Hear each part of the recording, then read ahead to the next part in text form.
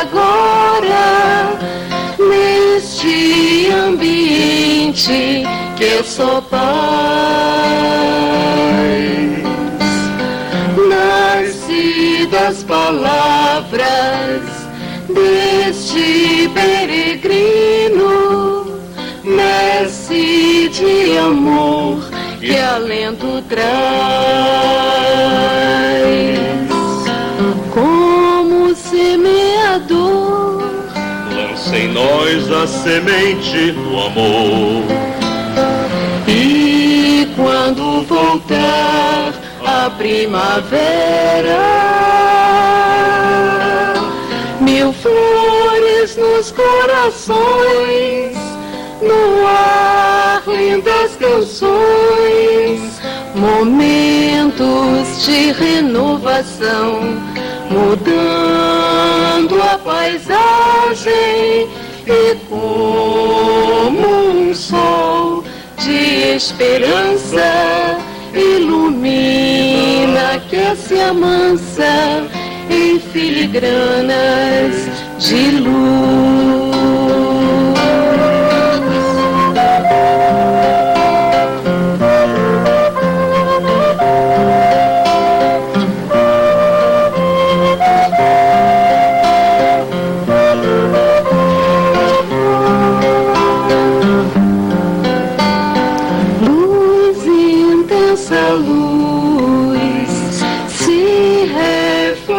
Agora, neste ambiente que eu sou paz.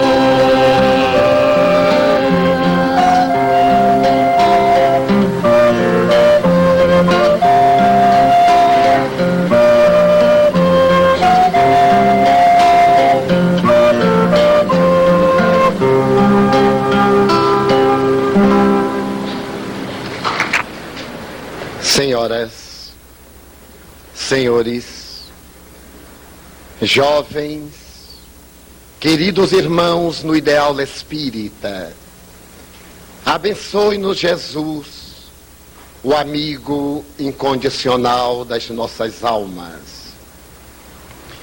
No último quartel do século XIX, em pleno apogeu do materialismo, após demoradas investigações, o admirável professor Charles Richet, que seria considerado um dos pais da fisiologia humana e receberia o Prêmio Nobel de Fisiologia, declarou com muita propriedade: aquilo que numa época parece inverossímil, em outra época é perfeitamente verossímil.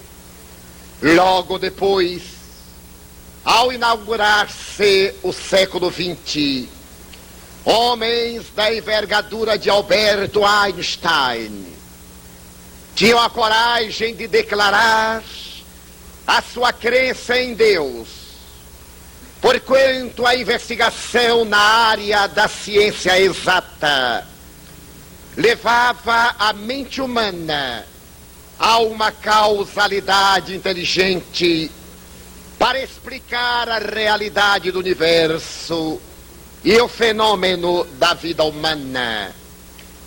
Seguindo as pegadas de Einstein, os extraordinários Compton, Urey, Fermi, von Braun, o Baldi levantar-se-iam para proclamar a sua crença em Deus, como fenômeno natural de uma realidade científica, da qual ninguém se podia evadir, e posteriormente, seguindo a linha admirável destes notáveis investigadores, Werner Heisenberg, que também receberia o Prêmio Nobel de Física, apresentaria à consciência contemporânea a sua extraordinária lei, que abriria espaço a Bohr para concluir pela lei da complementaridade, asseverando a realidade de um ser dual no universo, o espírito e a matéria, ressuscitando as experiências filosóficas de Descartes, que haviam sido espaço admirável para que o príncipe de Broglie, fazendo uma análise de profundidade do elétron, chegasse a concluir que esta partícula subatômica, na sua inteireza de realidade, é tão caprichosa que em determinados momentos é um corpúsculo, para de imediato transformar-se em uma onda, repetindo a dualidade do ser e do não ser de Sócrates e Platão, que seria confirmada mais tarde no pensamento notável de David Bohm, também pai da física contemporânea, quando, após meditar demoradamente com Krishnamurti, ele chega à elaboração de um conceito que o universo é uma ordem explícita, que se pode detectar através da manifestação de natureza sensorial. Mas é um efeito, é um fenômeno, e a sua causa é uma ordem implícita, que depois de ser detectada pelo pensamento e pela matemática, torna-se também o efeito de uma causa superimplícita. E através de colocações equivalentes, David Bohm termina por adotar a realidade de um ser causal, inteligente, gerador de um ser fenômeno, transitório na sua forma irreal, na sua indestrutibilidade causal. Fazendo uma análise desta realidade, a insigne psicóloga americana, doutora Weber, depois de entrevistar as personalidades mais célebres da ciência, na última metade desse século, chegou à conclusão que era necessário fazer uma releitura da palavra dos místicos e santos. E resolveu-se por entrevistar os mais admiráveis místicos do século, ainda sobreviventes, escrevendo um livro extraordinário no qual, fazendo uma notável apresentação, diz a doutora Weber, o homem contemporâneo, que teve a coragem de adentrar-se no mundo subatômico, que penetrou a realidade causal da matéria e que logrou fazer a explosão do átomo por uma vaidade injustificável. Ainda não teve a coragem de fazer a implosão do ego para encontrar Deus e declará-lo, assumindo uma atitude ética em relação à vida, na qual é possível encontrar a sua plenitude. A conclusão soberba da doutora Weber parece fundamentar-se no pensamento de Sri Aurobindo, esse incomparável místico da Índia, quando afirmou há 20 anos atrás, quase 30, que o homem moderno logrou grandes desempenhos na área da ciência e logra também hoje viajar através da cibernética, da astronáutica. Mas esta realização ainda está destituída de sentido, dê significado, porque as viagens através da astronáutica são muito lentas, já que o homem que se conquistou a si mesmo, aquele que teve a coragem de mergulhar no oceano profundo da sua realidade transcendental, não tem necessidade da astronáutica, porque ele tem o poder de viajar através da psiconáutica, desenvolvendo uma velocidade inimaginável que atinge as raias da própria ideia do pensamento. E este conceito notável de Sri Aurobindo veio encontrar a sua ressonância nesse jovem físico nuclear que abalou a ciência apresentando uma obra de sabor popular, o tal da física, e mais tarde o ponto de mutação, e posteriormente apresentando uma conceituação holística da realidade científica. Fritjof Capra, quando afirma com tranquilidade: o homem moderno, diante da aquisição do pensamento científico, já não tem outra alternativa senão uma das duas seguintes opções: a bomba de extermínio da Terra, de destruição do mundo objetivo, o Buda, a grande viagem de autoiluminação.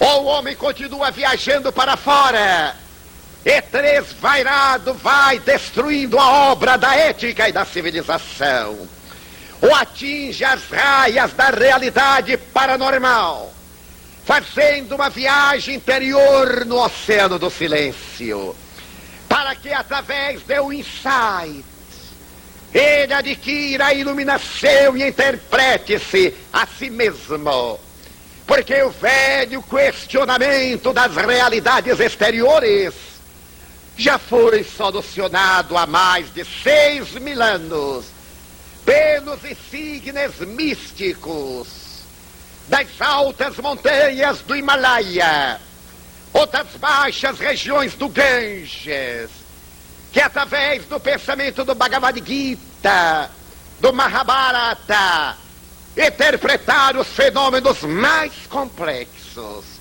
que a nossa civilização exigiu, laboratórios sofisticados, e não chegou ainda a interpretar a realidade profunda e mais significativa que é o próprio homem. A obra notável de Fritjof Capra abriria espaço para que cientistas de variada colocação de natureza filosófica, de investigação de laboratório, viessem a público, todos eles, afirmar a possibilidade da vida depois da vida.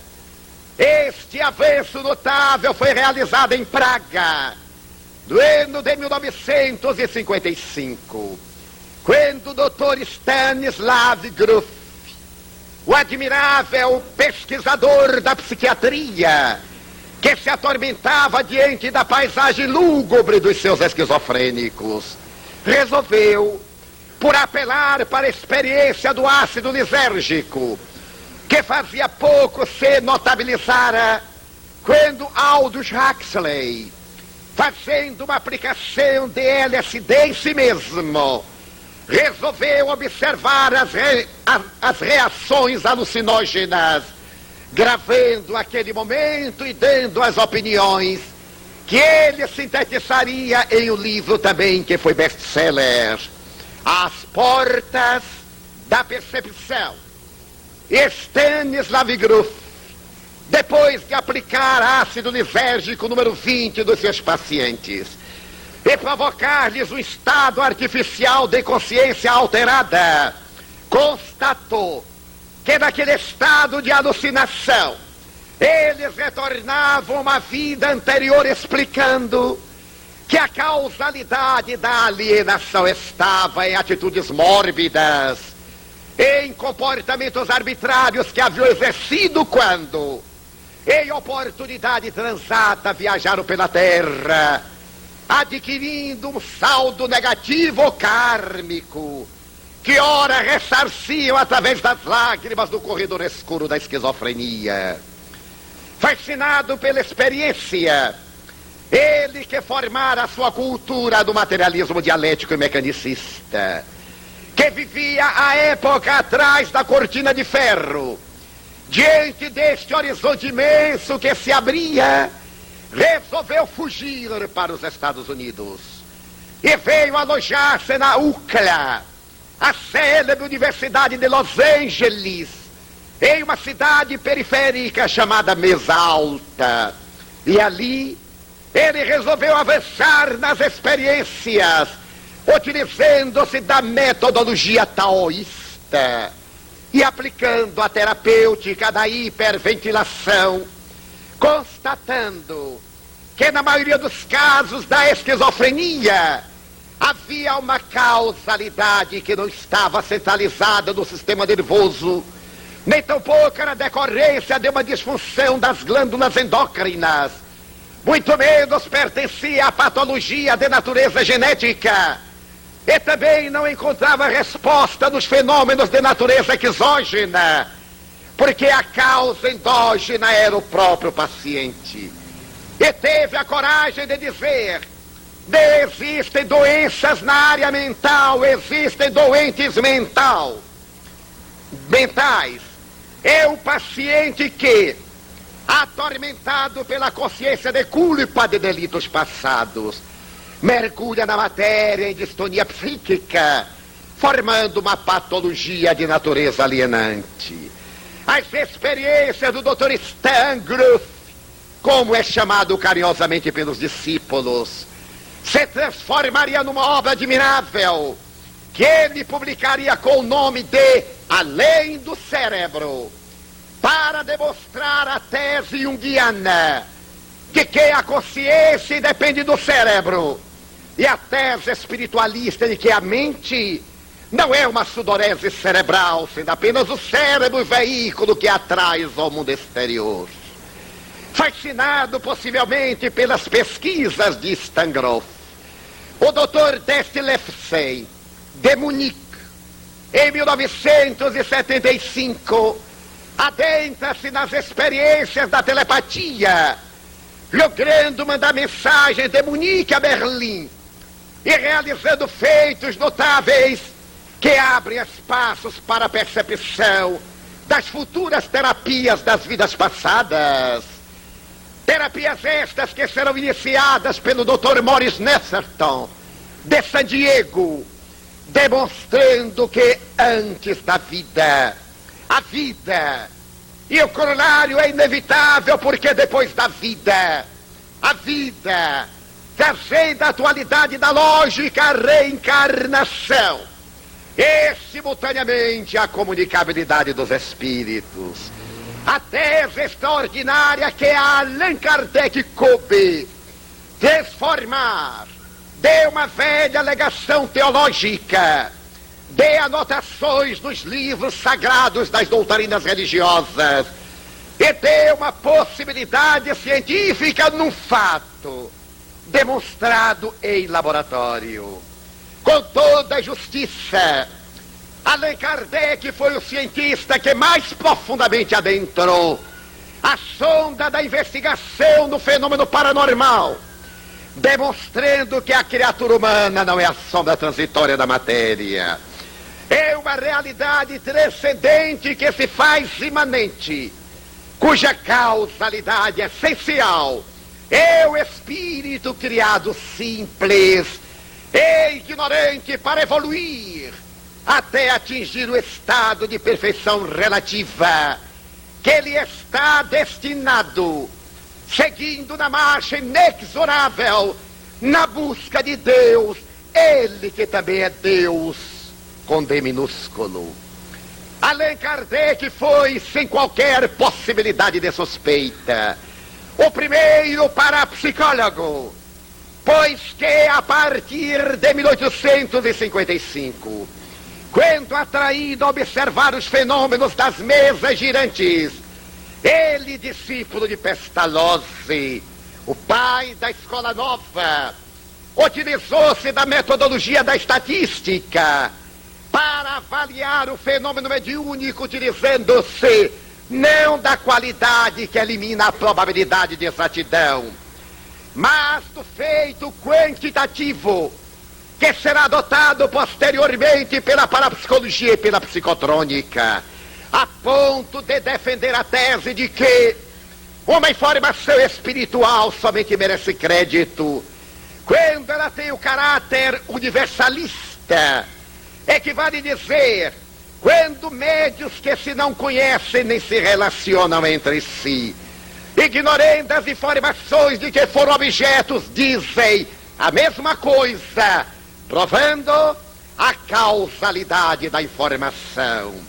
Este homem extraordinário abriu sobre a terra ensombrada, no momento em que a ciência dava a sua contribuição de madrugada, arrebentando a ignorância medieval, a certeza inabalável da vida, dentro do organismo da vida, com letra maiúscula, oferecendo-nos a filosofia mais otimista de que se conhece naquele período conturbado de Schopenhauer, de Nietzsche, dos atormentados filósofos da negação, que tentaram equacionar a problemática social e econômica através da negação de Deus.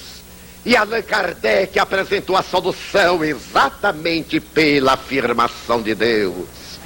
Apresentando a ciência espírita, Allan Kardec logrou um evento extraordinário. Deu dignidade ao cristianismo, que estava enjaulado na ortodoxia dogmática, mais preocupado com o número de fiéis do que com a problemática da criatura humana. Foi ele quem trouxe Jesus dentro de uma beleza ímpar, não mais como aquele crucificado que inspira compaixão, mas como aquele estoico que enfrentou a hipocrisia farisaica, sem dobrar-se diante do poder temporal. Aquele homem que era humilde, mas não era covarde, que era simples, mas não era tíbio, que era bom, mas não era piegas. A grandeza do seu caráter foi tão dinâmica que ele preferiu morrer a ceder, preferiu a cruz à ignomínia da hipocrisia, preferiu dar a sua vida por amor aos seus amigos do que compactuar com o poder temporal em detrimento da verdade. A doutrina espírita provou que ele é o ser maior, mais perfeito que Deus brindou ao homem, para servir-lhe de modelo e guia, e dele extraiu a lei mais extraordinária, que é a lei de amor, ou lei natural, como disse Kardec, para unir-nos a todos nós no concerto harmônico da equilibrada ecologia, em que homens, animais e plantas, o ar que respiremos e a natureza, a terra e o cosmo, são departamentos da ternura de Deus. Como ele mesmo dissera, na casa de meu pai há muitas moradas. Senão eu vou-lhe teria dito, vou preparar-vos lugar, mas eu sou o caminho da verdade e da vida, e ninguém vai ao Pai senão por mim. João 14, 1 e 2, acenando-nos a possibilidade de uma plena integração na consciência cósmica. A doutrina espírita brindou-nos como efeito, com a filosofia comportamental, na qual temos a resposta edipiana para interpretar a esfinge da velha estrada de Tebas. Dizer que tivemos uma origem divina e jamais nos perderemos. A velha conotação da fatalidade infernal, ou a trágica ocorrência da doação de graça, elegendo privilegiados em detrimento do amor, que não perdoa, mas que também não pune, que ama sempre. A doutrina espírita nos deu um conceito fatalista, enriquecido da possibilidade do nosso próprio livre-arbítrio, ensinando-nos que somos o que fizemos de nós e seremos o que fizermos de nós. Como disse muito bem Sai Baba, em memorável discurso, aquilo que nos acontece não é o que Deus fez de nós, é o que nós próprios fizemos para conosco, demonstrando a sua plena sintonia com a verdade. Allan Kardec deu-nos em consequência a religião que demitizou a tradição supersticiosa e a velha situação de negociar com a consciência divina. O homem é o responsável e a sua responsabilidade está na linha direta da sua própria consciência. Receberá então de acordo com o seu grau de aperfeiçoamento. Allan Kardec, a oferecer-nos a doutrina espírita, de ciência que investiga e comprova, de filosofia que libera e de religião que consola, abriu os horizontes da terra para que todas as investigações encontrassem guarida no seu bojo. Na noite de 19 de fevereiro, para a madrugada do dia 20, narrou o cardeal Eugênio Pacelli all'Osservatore Romano e foi republicada notícia aqui no Rio de Janeiro, no Diário de Notícias, na página 8, do dia 6 de agosto de 1948. Eu estava muito cansado, disse ele. Aquele dia laborioso levou-me praticamente à estafa. Quando eu busquei os meus aposentos pontifícios, ao adentrar-me no quarto, detive-me, porque de pé estava o ser espiritual que me saudou. E como eu o reconheci de imediato, exclamei: santidade, sou teu irmão.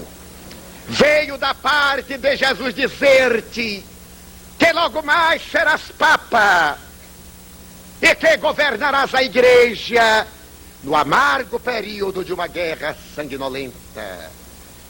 O teu pontificado se dará em um dos mais negros períodos da história da humanidade. Milhões de vidas estarão dependendo de ti. Milhões de pessoas enviarão pensamento na tua direção. Deverás conduzir a barca com justiça e com piedade, santidade. Mas sua santidade, o Papa Pio XI, ainda está no pleno gozo das suas funções e o seu reinado pontifício está no apogeu.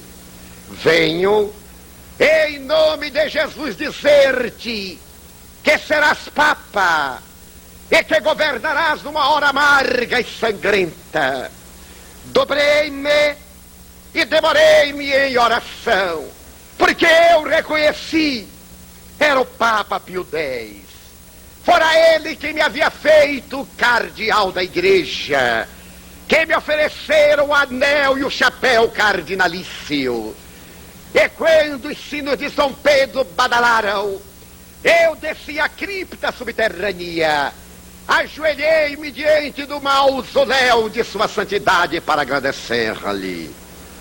Logo depois, ele subiu à nave de São Pedro e um guarda suíço, vendo-o, perguntou-lhe com tranquilidade: por que a palidez?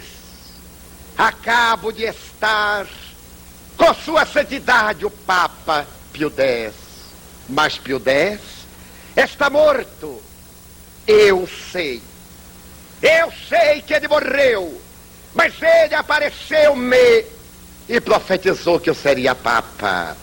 Logo depois, quase inesperadamente morre o Papa Pio XI, e no primeiro escrutínio secreto foi nomeado Papa o cardeal Eugênio Pacelli, por unanimidade de votos, que subiu à sédia gestatória com o nome de Papa Pio XII, mais tarde chamado Papa da Democracia.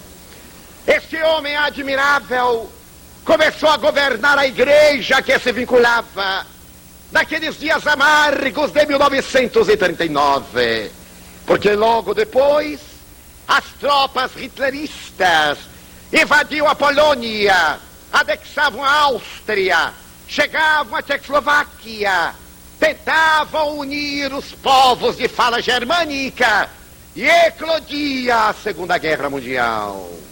Mais tarde, quando as perseguições se tornaram insuportáveis e milhões de judeus marchavam para os fornos crematórios na chamada solução final, e os católicos passaram a ser perseguidos nos países conquistados, um cardeal bonachão, na chancelaria de Amsterdã, seria o intermediário do Papa Pio XII para salvar mais de 100.000 católicos da ceia de Hitler, e que viria posteriormente à sédia gestatória com o nome de Papa João XXIII. O prognóstico do desencarnado Papa Pio X havia se tornado uma realidade inconfundível, apresentando na evidência dos fatos um duplo fenômeno: o fenômeno da imortalidade da alma e o fenômeno da pré-cognição, ou profetismo, através de uma personalidade mundialmente famosa, que escreveu, entre outras obras, a Mater et Magistra, dizendo que a igreja era mãe, era mestra. Nós temos aí, de maneira incontestável, a prova da imortalidade da alma, e de uma maneira extraordinária e parapsicológica, a evidência da pré-cognição. Mas logo depois iremos deter-nos em profundas reflexões, porque no ano de 1942, na Bielorrússia, nos arredores de Moscou, um homem de aproximadamente 40 anos estava realizando o espetáculo de hipnose, quando de repente entrou um grupo de soldados e suspendeu o espetáculo. O homem perguntou qual a razão. Era a polícia secreta, que vinha interromper e dar-lhe voz de prisão. Ele exibe um documento assinado pela polícia de Bielorrússia, permitindo-lhe fazer o espetáculo. Mas entre ditadores não há justiça que se chame liberdade. Foi atirado num camburão e de imediato na praça silenciosa do Kremlin ele foi levado aos aposentos de um dos homens mais temíveis do século. A sua temeridade era equivalente a de Hitler, jogado à sala. Meia hora depois ele foi empurrado a um escritório exíguo.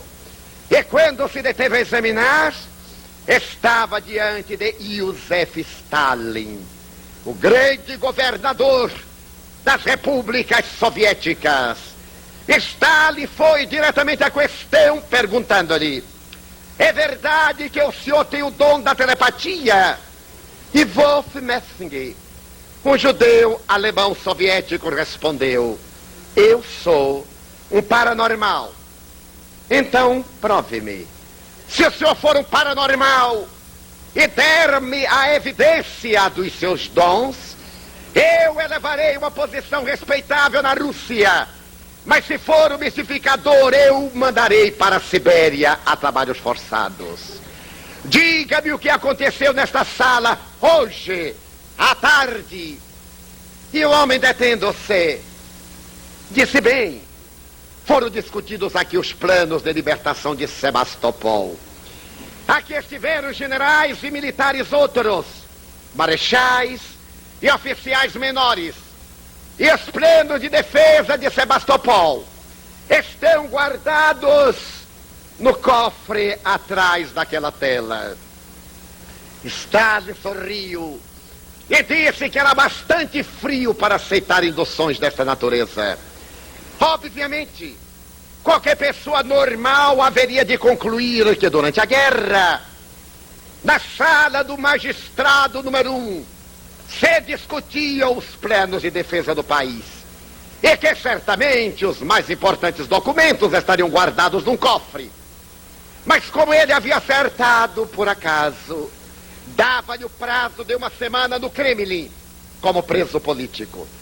Ele teria liberdade de locomoção pela Praça Vermelha, acompanhado sempre de 2 policiais da KGB, a temível polícia. Mas ele teria que dar uma prova realmente convincente. Wolf Messinger, segundo a história, deteve-se ali no Kremlin. E no dia da semana qualquer, ele disse aos seus soldados que necessitava de ir ao Gosbank. Queria sacar um cheque. Acompanhado por dentro dos policiais, ele adentrou-se no célebre Gosbank de Moscou. Aproximou-se do caixa, levando uma mala portátil, e deu-lhe um cheque.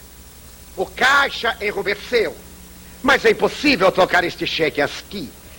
São 100 mil rublos. Eu terei que ir à Casa Forte. Que eu faça? Deu-lhe a maleta. E o caixa, muito embaraçado, desceu ao subterrâneo do banco. Depois voltou e pediu-lhe que contasse. Ele recusou. Saiu com uma fortuna embaixo do braço. Ao chegar à parte exterior, ele disse: creio que me enganei. Voltemos. E acercando-se do caixa, ele disse: ipsis verbis, o senhor se enganou ao fazer-me o pagamento. E o caixa redarguiu: nunca me enganei. Trabalho aqui há mais de 20 anos. Para sua felicidade, repetiu Messi, quero alertá-lo de que o senhor se equivocou. Faça-me o favor de examinar o cheque. Mas, cavalheiro, eu tenho certeza. E o dinheiro foi contado. Não me refiro ao dinheiro. Refiro-me ao cheque. Faça o favor de examiná-lo. Entre a exigência, o funcionário do banco abriu uma gaveta e, ao tirar o cheque, desmaiou. Era um pedaço de papel em branco. Ele lhe havia dado uma indução hipnótica para que ele pagasse a importância de 100 mil rublos. Devolveu o dinheiro e, diante do testemunho dos funcionários da KGB, repetindo, da polícia secreta, ele pediu licença no sábado para caminhar sem que ninguém lhe perguntasse nada. Ele ia dar a resposta a Stalin. Saiu da periferia de Moscou, dirigiu-se à área suburbana, chegou à dacha do homem terrível. Essa dacha era considerado o 3º lugar mais bem protegido do planeta. O primeiro é o Banco Knox, o Fort Knox nos Estados Unidos, onde estão os depósitos de ouro da América. O segundo era o bunker de Hitler.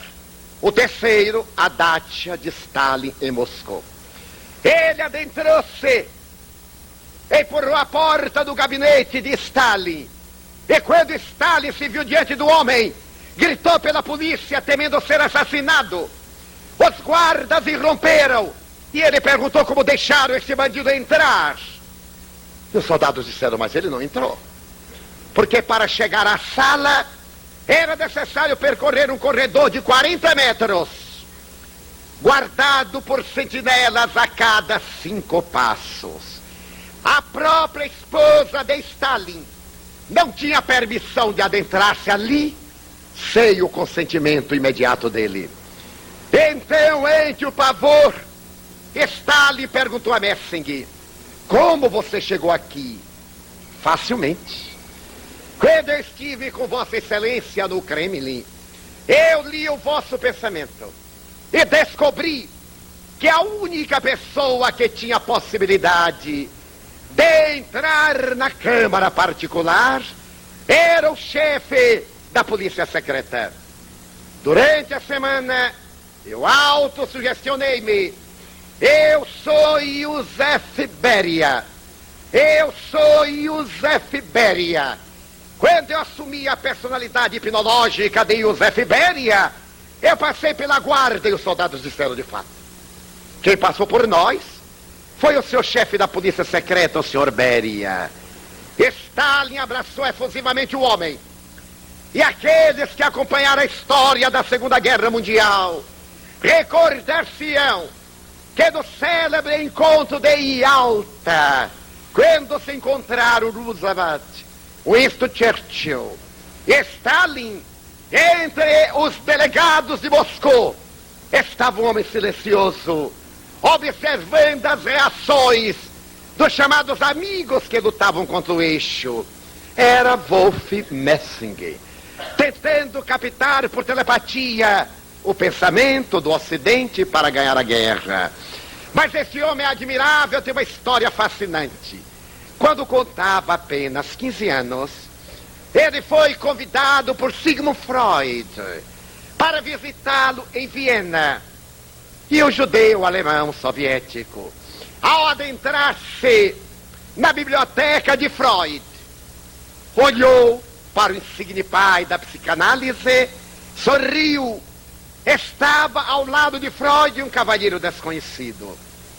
Messinger acercou-se e disse: cavalheiro, me desculpe, mas eu estou recebendo uma ordem telepática do Sr. Freud para arrancar-lhe um cabelo do bigode. Este homem que teve o bigode depilado por Messinger chamava-se Albert Schweitzer, o grande prêmio Nobel da Paz. Mais tarde, em Nova Delhi, ele teve uma entrevista com Gandhi. Ao adentrar-se na sala em que estava Gandhi, ele sorriu para as pessoas estranhas e disse: desculpe-me, mas Mr. Gandhi está dizendo-me telepaticamente para pegar a flauta que está no banheiro e começar a tocar. É um dos mais notáveis fatos de paranormalidade na área dos fenômenos de telepatia de pré-cognição no século XX, Wolf Messinger. Mas, na primavera do ano de 1918, logo depois da paz que foi assinada, um jovem um tanto aturdido está assinalado por vários fracassos. Ele é pintor. Apresentou a uma exposição de arte na Escola de Belas Artes de Viena alguns quadros que foram rechaçados. Tentou vestibular, foi reprovado. E como era epiléptico, ele, atormentado, pensou em suicídio. Saiu caminhando. A Universidade de Viena está relativamente próxima do grande complexo do Museu de Hofburg. Adentrou-se pelas imensas alamedas e entrou casualmente por uma porta qualquer. Deteve-se, no entanto, diante de uma vitrine de veludo verde, dentro da qual estava um pedaço de metal enferrujado, disforme, guardado em uma cobertura de couro.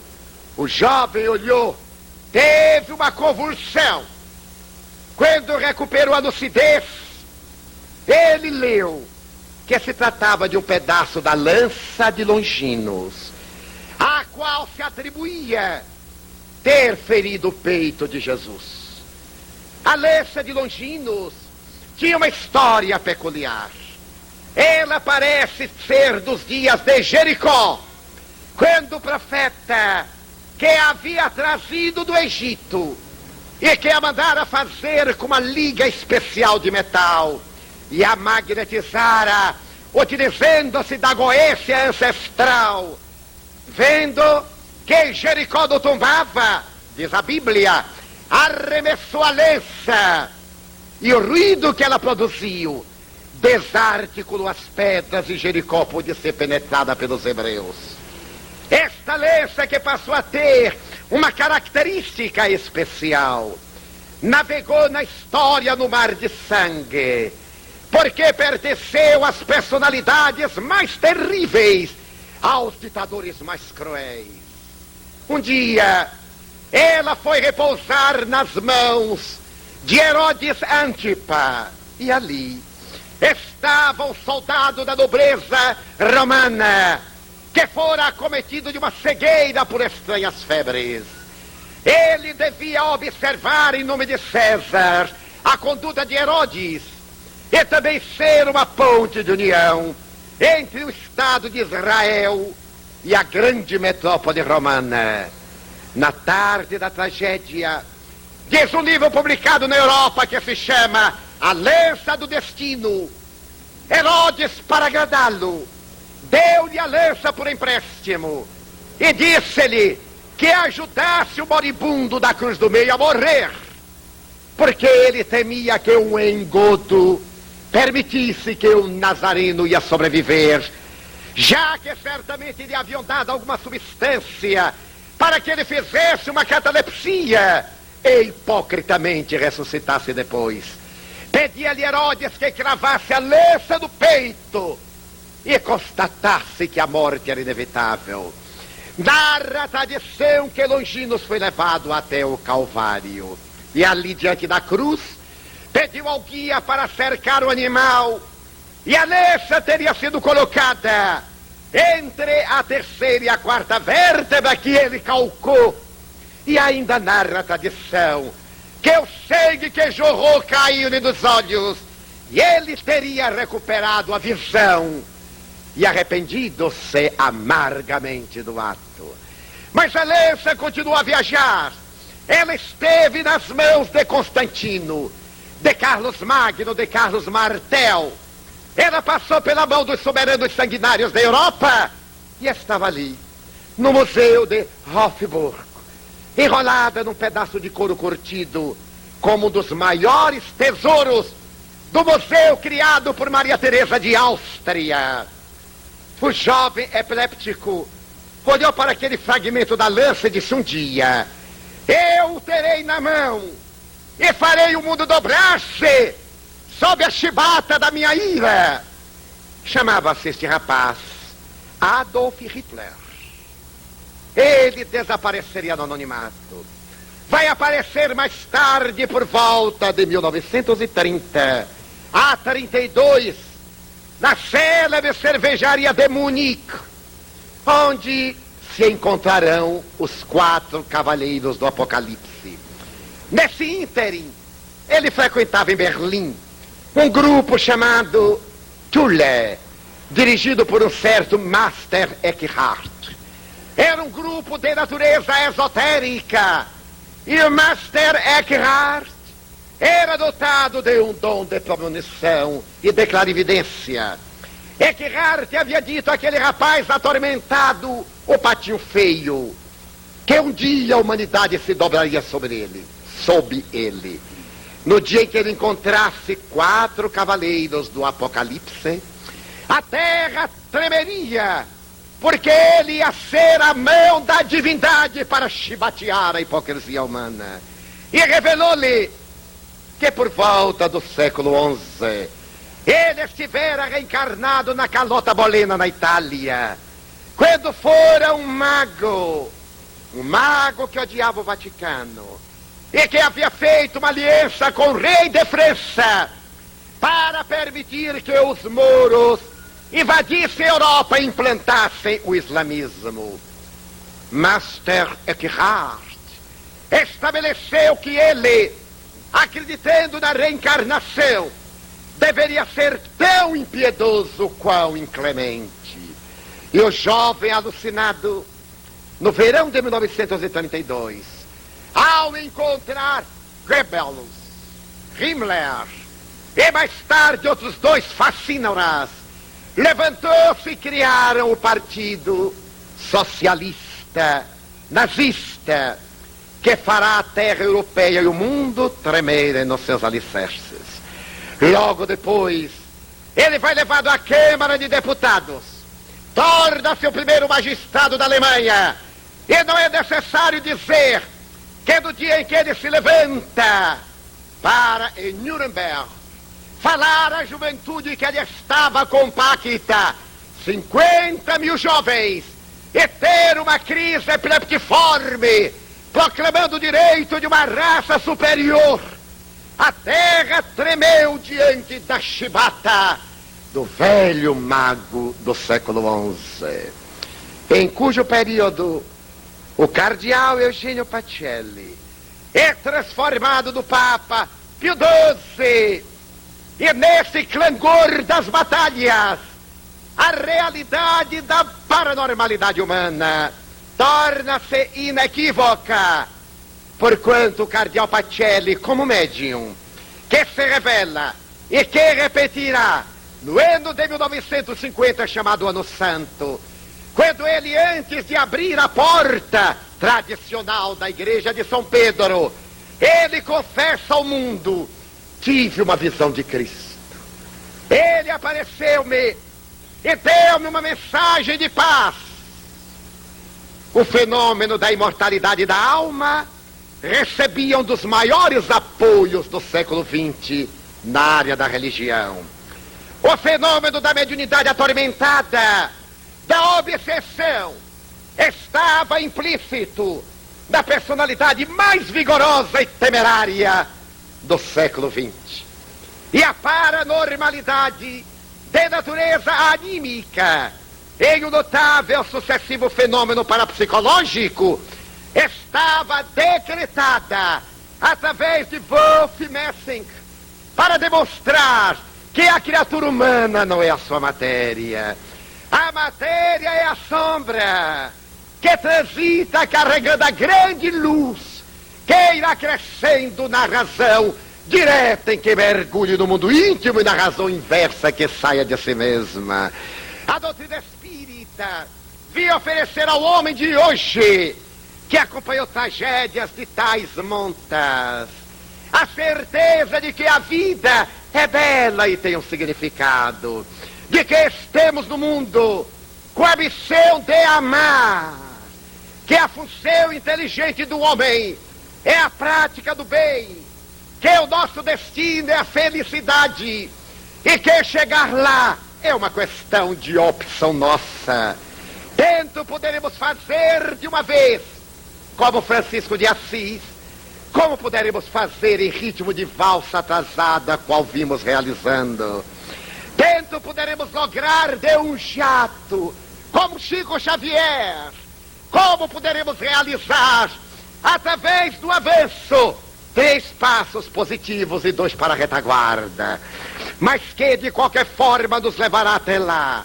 Allan Kardec, diante desses vultos ignóbeis, perguntou aos espíritos venerandos: pode o homem obstar o progresso da Terra indefinidamente? Não. Deus não o permitiria. Se há dor na Terra, se a miséria campeia, é porque os espíritos que a habitamos ainda somos imperfeitos. E porque não optamos pelo bem, nós somos vítimas da nossa própria opção.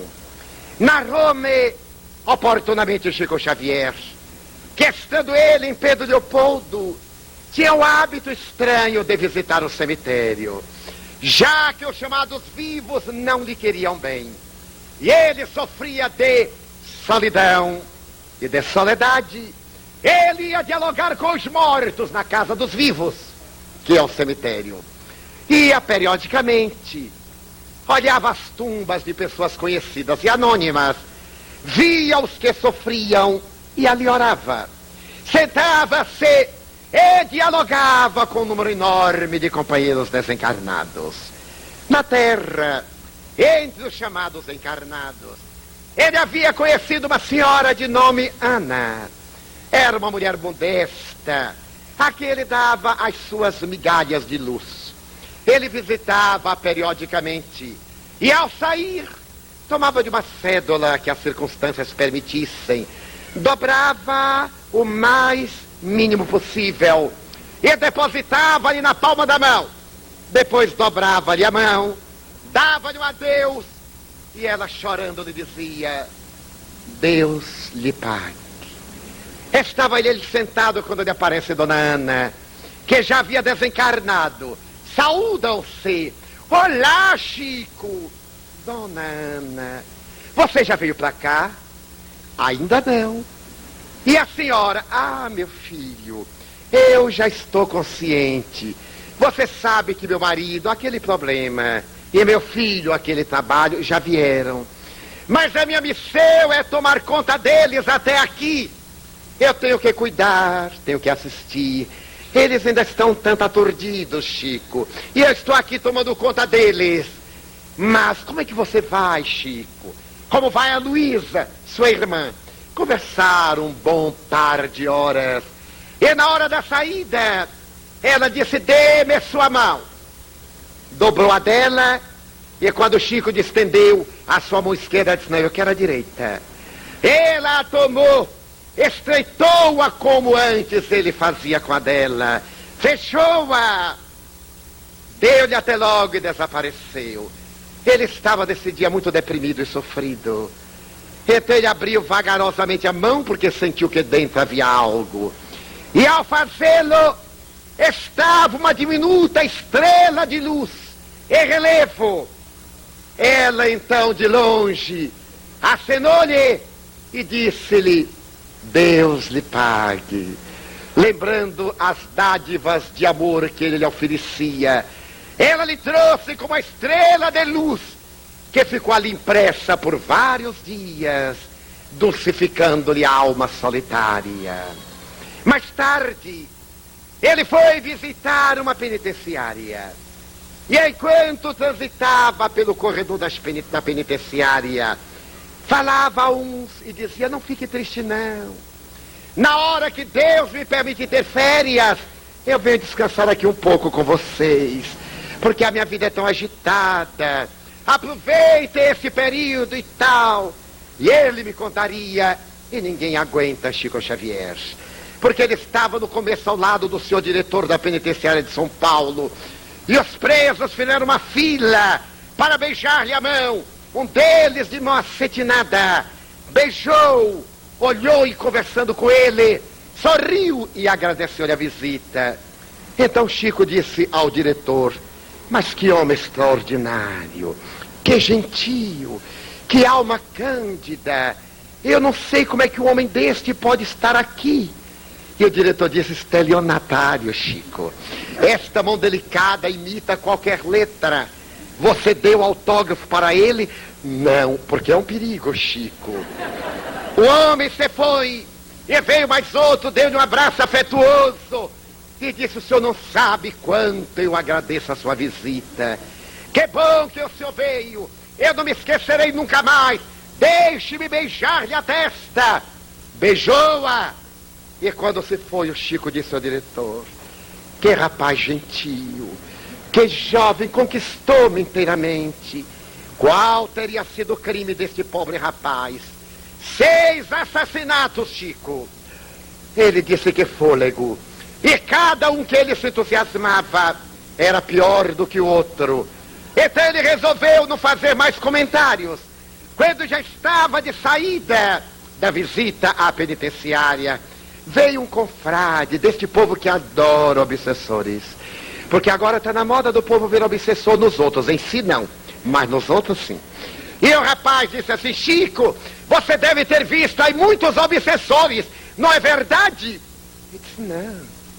Eu vi mães desencarnadas socorrendo os filhos. Eu vi espíritos amigos atendendo-os. Não tinha mais obsessores, porque aquilo que os obsessores deles queriam, já conseguiram, foi encarcerá-los. Que lição maravilhosa de amor. O que eles, o nosso ego, a nossa imperfeição, a nossa sombra, a nossa imagem negativa, o irmão enfurecido, aquele que se compraz em nos perseguir na terra e fora da terra, por inveja, por desídia, por mágoa, por ódio. O que eles queriam eram atirar a vítima no abismo que, invigilante, inconsequente, aceitou-lhes o convite. Foi para evitar essa tragédia do cotidiano que veio a doutrina espírita enriquecer-nos de luz, abrir-nos os horizontes da imortalidade, dar-nos a alegria de viver e convidar-nos, sobretudo, a reflexionar em torno de Cristo. Costumamos dizer os pessimistas, os imediatistas, que é muito difícil viver o Evangelho de Jesus agora. Mas agora é o mesmo tempo de ontem, naqueles dias em que ele viveu. O abutre romano sobrevoava o cadáver das gerações vencidas. A hipocrisia farisaica brotava em abundância como cogumelos liberados em terras úmidas. O ódio esmagava as minorias. A mulher não tinha qualquer direito. As classes sociais eram desprezadas, quando não aquinhoadas pelos haveres tilintantes. Aquele, o seu tempo, era o tempo de avareza, de sexolatria, de despautério. Naquele tempo, o homem era o lobo do homem. Mas hoje também, passaram os séculos, houve uma grande conquista tecnológica, que chamaremos de conquista da horizontal. Mas não houve o crescimento ético-moral, que é a grande vertical da vida. Conquistamos as estrelas, mas não vencemos as paixões. Dominemos a máquina, que passa a nos dominar. E o medo é o comensal das nossas reflexões.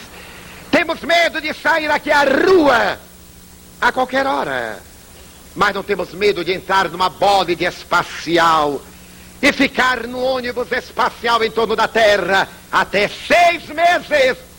Mas aqueles astronautas negam-se a caminhar pelas ruas de Manhattan, ou de Chicago, ou Boston, ou Miami, ou nós de entrarmos calmamente no ônibus do Rio de Janeiro, ou de qualquer cidade do mundo. Porque a violência não está geograficamente localizada. O homem é que está doente. A violência é a doença em que a predominância da natureza animal esmaga os valores espirituais. Mas é exatamente por isso, neste tempo, que volta Jesus, na doutrina espírita. É porque estas são horas semelhantes àquela que ele nos diz: ama. Se alguém te persegue, ama-o. Se alguém te ama, ama. Se alguém não te compreende, ama. O amor é bom para quem ama. Não revides mal por mal. Se desejas a paz, diz a doutrina espírita, ama, serve e passa, porque tu serás o que de ti mesmo faças. Se colhes cardos e abrolhos, se são amargas estas horas e lacrimejantes estes minutos, semeia e semeia o bem, e ele florescerá, enfrutecendo-se para a colheita de amanhã. O Espiritismo é a grande solução para esta hora. Quando alguém me diz: a juventude está transmalhada, e eu vejo a juventude em flor buscando Cristo, comovo-me até as lágrimas, que tem o materialismo para dar. Já dizia Leon Tolstói que o jovem se pode permitir 3 luxos: ser estúpido por causa da juventude, ser materialista e adotar uma postura marxista. Quando ele cresce, ele deixa a estupidez pela experiência, talvez um pouco tarde demais. Ele deixa o materialismo porque a morte está perto. E é sempre agradável a perspectiva de viver. E ele deixa o marxismo porque ficou rico. O marxismo é muito bom quando se quer tomar o dos outros, mas na hora de dar, ninguém quer repartir. Mas Leon Tolstói abandonou a estupidez, repartiu tudo que tinha no seu socialismo cristão e fez ser humano para ensinar na visão imortalista que tinha da vida e na visão cristã da sua vida, que só o amor tem um grande sabor de realidade. Então a juventude que pede amparo, demos Jesus na visão libertadora do Espiritismo. Não mais aquele Jesus preso na cruz, mas o Jesus descrucificado, que vá ao bordel, que tenha coragem de entrar na discoteca e que pegue uma boa e diga para o jovem: lá, camarada, e saia dali sorrindo. É inevitável pensar em Chico Xavier. Estávamos oportunamente ao seu lado quando chegou um jovem e disse: Chico, Vou lhe dizer uma coisa. Você é uma droga, viu? Você é uma droga, ó cara. Eu digo, mas era só que faltava. Eu digo, mas como ele é uma droga, meu filho? Isso é, eu tô na dele, cara. Cada um vai para a cocaína, para a morfina, eu vou para Chico Xavier. É a minha droga. Mas que coisa extraordinária. Está na hora de eleger Jesus para o nosso embalo, para a nossa viagem. Mas esse Jesus da doutrina espírita, isto é, elucidado pela reencarnação, vivo na imortalidade da alma, que nos compreende principalmente na hora do equívoco, que nos não abandona nunca, mesmo quando todos nos abandonaram. Reza a tradição que logo depois que ele se liberou da cruz, ele desceu às regiões dolorosas para falar a Judas, recebendo dos braços e dizer-lhe docemente: não te aflijas, haver-me vendido não foi nada, lamentável foi te haveres perdido a ti mesmo pelo suicídio, mas não pranteemos o ontem, recordemos da madrugada que borda a vida de luz e engole as trevas no solau, no sorriso rápido. Amanhã, Judas, eu te amarei, sempre te amarei, eu te espero. E o discípulo equivocado voltou, retornou para o senho da carne, até que um dia, jovem menina de Dó Ré Mi, Dolce Puccelli, ouvindo vozes aos 14 anos e meio, ela resolveu marchar na direção da França e Jeanne d'Arc pagou o crime do Calvário, acusada de herética, de feiticeira, de prostituta, de venal. Era Judas que voltava ao colégio apostólico, porque Deus é amor. Tem razão David Bohm. Eu chamo meu pai. E ele diz que a ordem super implícita. Einstein dizia: tira o chapéu toda vez que ele pronuncia o nome. Mas Jesus me ensinou a dizer: meu pai, nosso pai. E a doutrina espírita ensinou-me não a me curvar, mas a me levantar diante dele e dizer: eu te bendigo, Senhor, nas noites estreladas da terra. Eu te agradeço no bailar dos astros no infinito. Eu te contemplo na gota d'água acariciosa que reverdece a terra. Eu te exalto na micropartícula que tem a harmonia galáctica. Eu te amo, meu Deus, e por isso eu te agradeço a vida que para mim é consentida. Ajuda-me a amar, já que me deste o dom de viver em teu Senhor, exaltando Allan Kardec e repetindo a doutrina espírita. Aqui propomos, irmãos, a nova ordem é amar. Nós já tentamos o ódio e a violência, nós já experimentamos o egoísmo e a ilusão. Será pedir muito que amemos?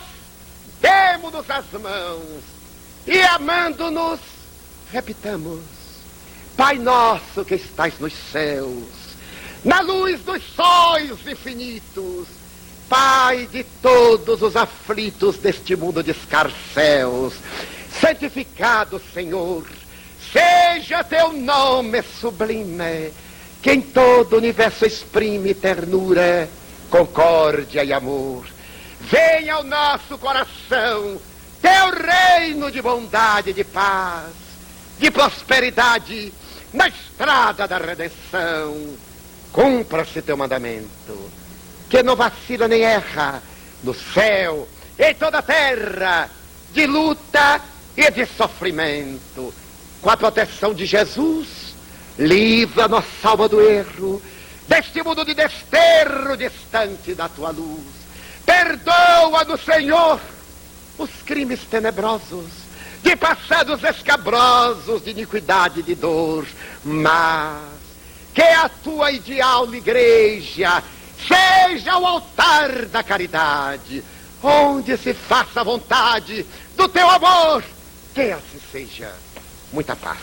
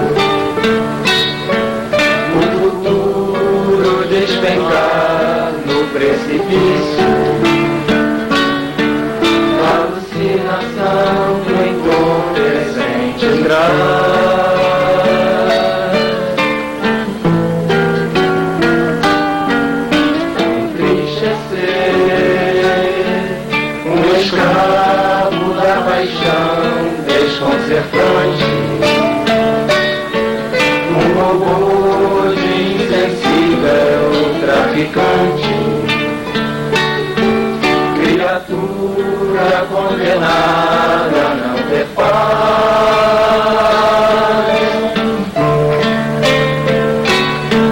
necessário não se deixar arrastar na correnteza, buscar na vida o encanto, a beleza, alicerçar-se nos ensinos de Jesus.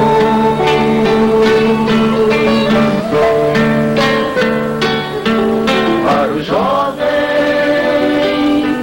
de qualquer idade é preciso a coragem de fazer da existência uma viagem, procurando a verdade, a fé, a luz.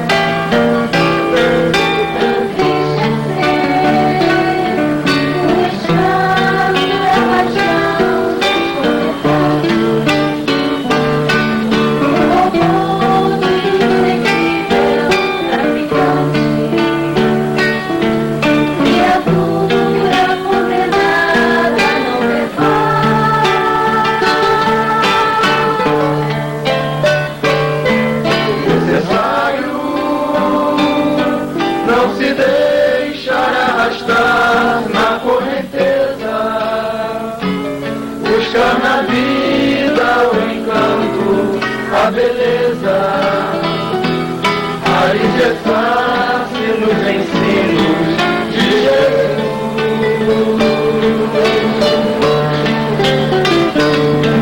Para o jovem de qualquer idade é preciso a coragem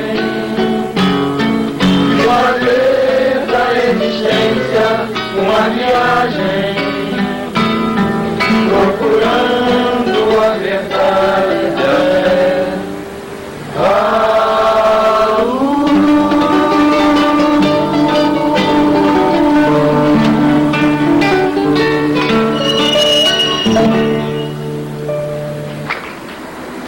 Agradecemos ao Divaldo, a todos vocês que aqui estiveram, abrilhantando a nossa noite, e em nome de Deus nós encerramos a nossa reunião. Divaldo nasceu no dia 5 de maio de 1927 na cidade de Feira de Santana. Vem se dedicando à causa da doutrina espírita, por haver encontrado no Espiritismo a resposta para os problemas afligentes da sua vida.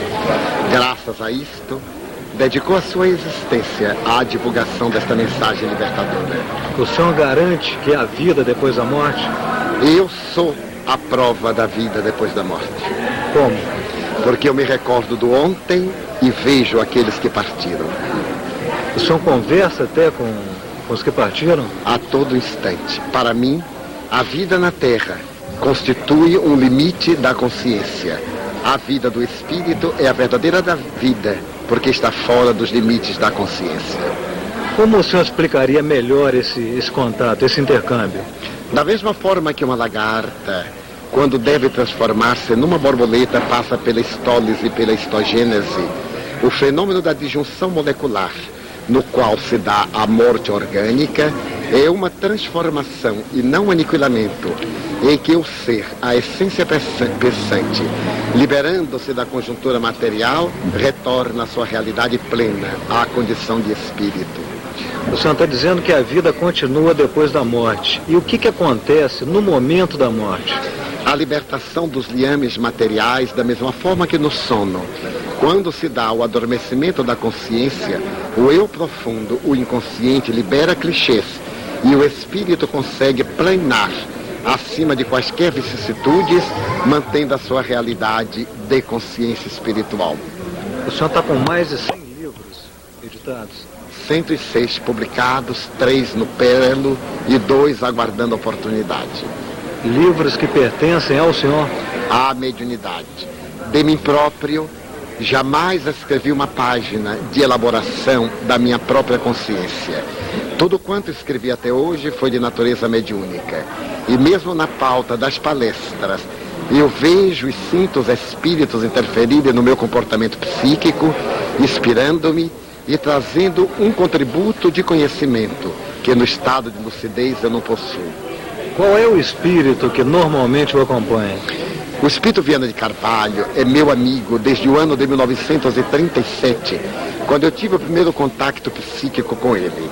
Ele me informou que havia desencarnado no ano de 1927 e que nós havíamos sido amigos em encarnação anterior.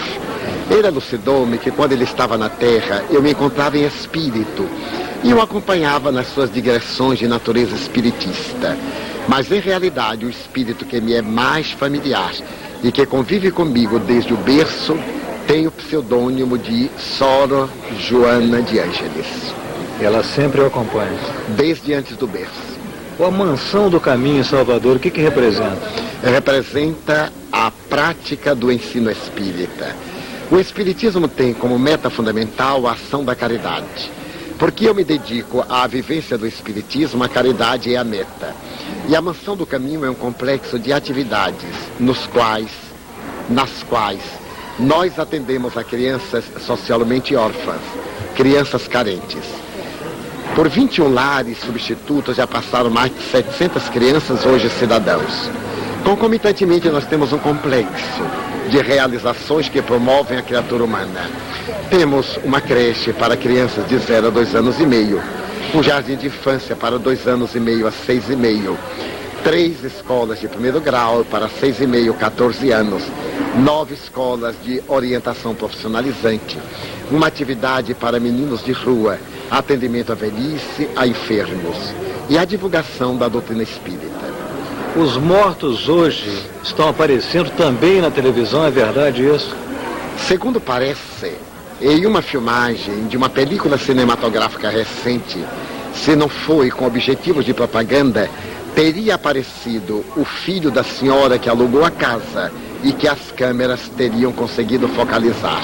Mas isto não é novidade. Nas experiências psíquicas da doutrina espírita, nós temos a documentação através da fotografia. O insigne químico inglês William Crookes, considerado um dos pais do pensamento da física contemporânea, conseguiu fotografar 18 vezes materializado o espírito Kate King.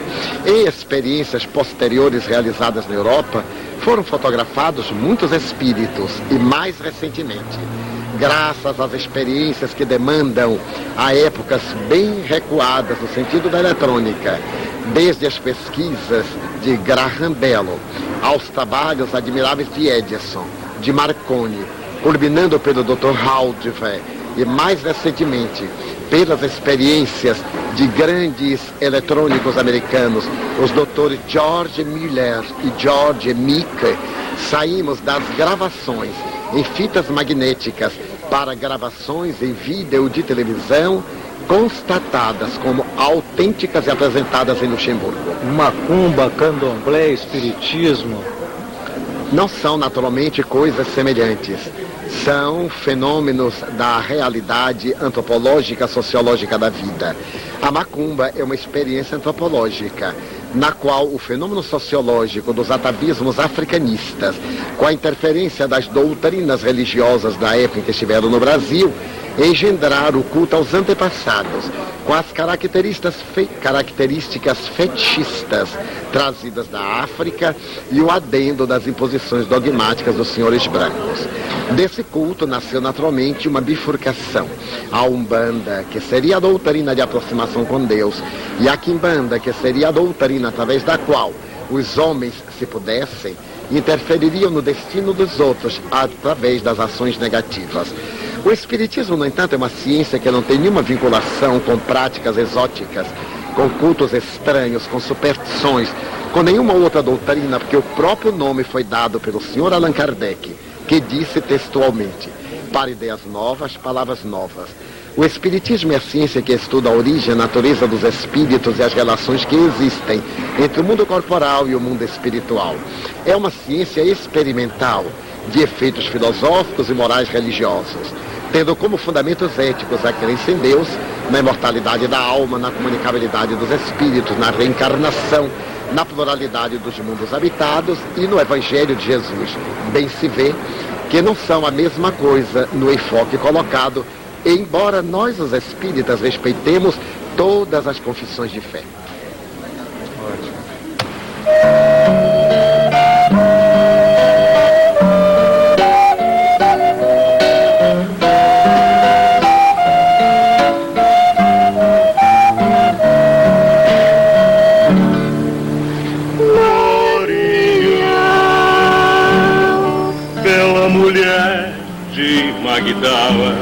Um coração sedento de amor, vida de desencanto e dor, buscava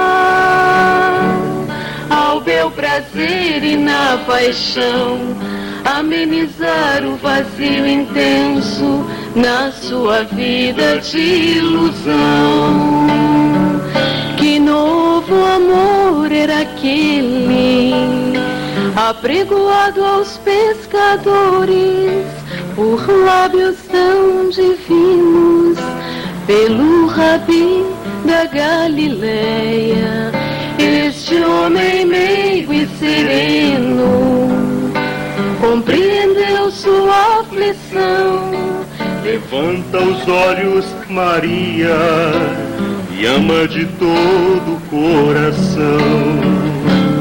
O amor cobre a multidão dos pecados.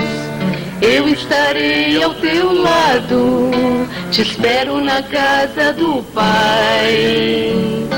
De alma leve, toda vestida de luz, no final da jornada, Maria de Magdala encontra o Mestre Jesus.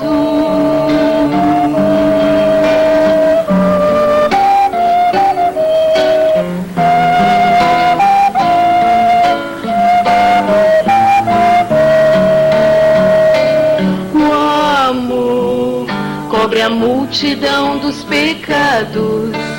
Eu estarei ao teu lado, te espero na casa do Pai. De alma leve, toda vestida de luz, no final da jornada, Maria de Magdala encontra o Mestre Jesus.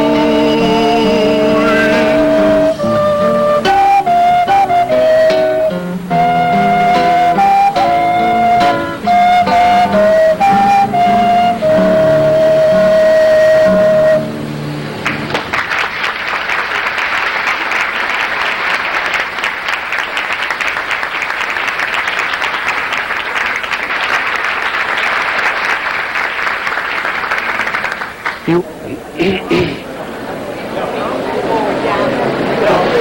pessoal vai trazer.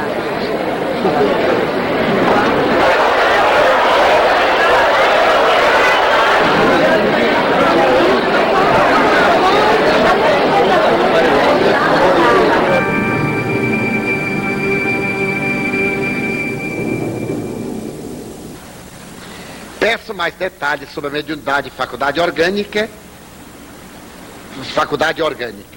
A inteligência e a memória também, mas eu disse exatamente isso. A memória e a inteligência são faculdades do espírito que se exteriorizam no mundo sensorial através dos órgãos cerebrais. A mediunidade é uma faculdade do espírito que se exterioriza através das células. Porque se a pessoa for surda, muda, não há guia que fale. Tem que ter um aparelho fônico. Se a pessoa tiver uma paralisia do membro, não pode escrever, nem pintar, nem aplicar o passe. Daí ela é orgânica. Kardec fala no Evangelho. É uma certa predisposição orgânica. Tem que haver um estado orgânico favorável. Daí a mediunidade ser uma faculdade neutra, não é? Que a dignidade conduz a estados de alta natureza. A continuação desta entrevista consta no vídeo A Mediunidade, o Exercício Mediúnico e suas implicações.